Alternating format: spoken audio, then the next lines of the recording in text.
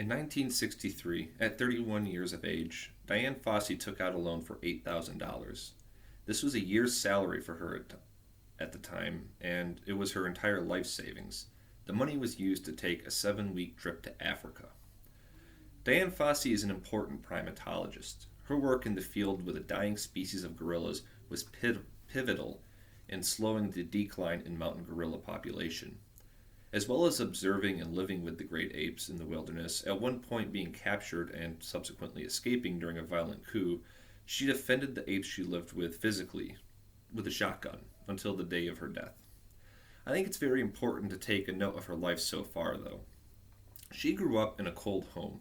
Her mother and stepfather, after her parents' divorce, she was discouraged from even talking to her father from her mother. Her stepfather did not treat her well either, not even allowing her to eat at the dining room table with himself or her own mom. She eventually rebelled against her stepfather when she finally attended college, dropping out of the business program he wanted her to go to rather. Instead, she enrolled in a veterinary program until her failure of basic sciences such as physics and chemistry. Despite this, as well as working an administrative job and as a machinist, and any other clerical or laboratory work she could find for herself, she went through schooling with negligible financial support from her parents. Finally, she graduated in 1954 with a bachelor's in occupational therapy.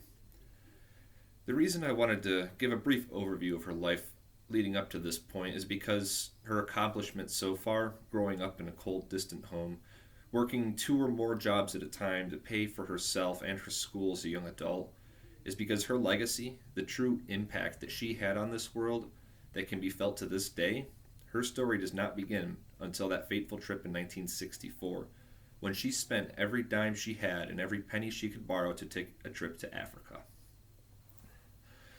On this trip, she would take a tour of Africa, and the second to last stop in her trip, she met the Leakeys, Lewis and Mary Leakey, both anthropologists. Louis Leakey later would go on tour in the U.S. giving lectures about his trip there. Fossey would attend one of these lectures. She wanted to show off a newspaper clipping written about her after her return.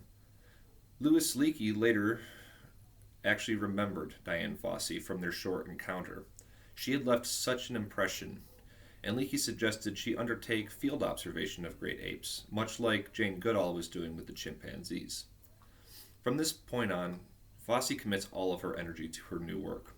She studied Swahili and audited a class in primatology while waiting for the 8 months it took to get her visa.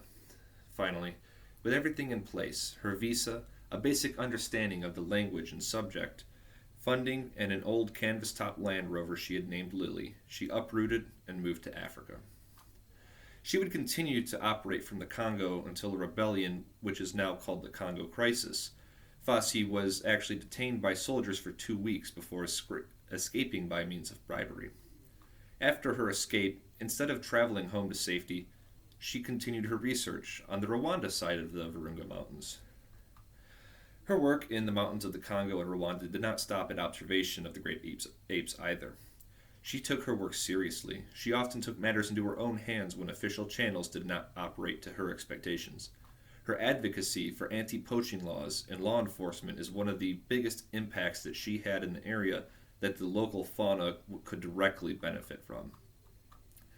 Diane Fossey was greatly unhappy with local law enforcement. Due to the corruption, non-effectual combat of poaching, the local law enforcement officers frequently took bribes from poachers, or even just covered up poaching incidences for the sake of making them look more effectual than they were. Diane Fossey, however, did not stand for this.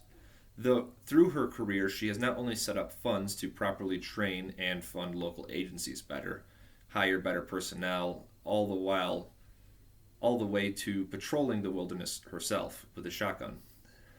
But the true impact Fossey had on the world can be felt to this day. Her favorite gorilla, Digit, had been killed in 1977 to poachers. She would go on to create the Digit Fund, later renamed the Diane Fossey Gorilla Fund International, which to this day is a charity to help protect gorillas. Her research helped greatly increase our understanding of the great gorillas, and her war on poaching is generally credited with the reversing of the downward trend of the gorilla population. The population was at an extreme low, just 250 left in the world in 1981.